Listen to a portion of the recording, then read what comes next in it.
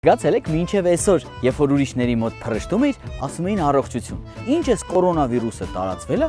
փռշտում ես առողջություն մաղթելու տեղը անիծում են։ Ասենք կանգառում կանգնած ես, մեկ էլ փռշտալդ գալիս է։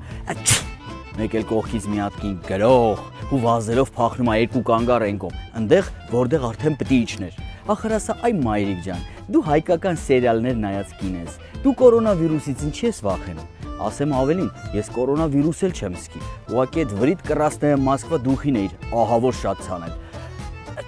Բայց ինչ հետաքրքիր է, չէ՞, ամբողջ աշխարհում կորոնավիրուսը ունի մոտավորապես այս տեսքը։ Any sort of hotspots around the world to self-quarantine.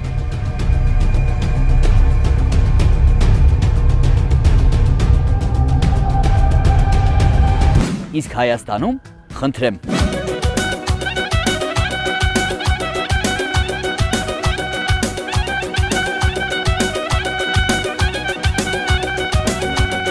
ծիծաղով ենք մոտենում, բայց ասեմ, շատ էլ ճիշտ ենք անում, որովհետև յուրաքանչյուր հիվանդության լավագույն միջոցը ծիծաղն է ու հումորը։ Իզուր չի, որ ասում են ծիծաղը երկարացնում է մարդու կյանքը։ Նենց որ ես եւս մեկ անգամ, չէ, կներեք, եւս 3 անգամ ձեզ հնարավորություն եմ ընձեռելու երկարացնելու ձեր կյանքը։ Մարտի 13-ին կարող եք գալ Սունդուկյան թատրոն դիտել Sold Out stand-up կատակերգությունը։ Միասին ծիծաղենք ու մոռանանք մեր առօրյա ու կորոնա հոգսերը։ Ովքեր դիտել են արդեն Sold Out-ը, կարող եք գալ մարտի 14-ին եւ դիտել Խառը կանացի ներկայացումը, նվիրված մեր շատ սիրելի աղջիկներին եւ կանանց։ Տոմսերի համար ինչպես միշտ, հետեւյալ հեռախոսահամարներով։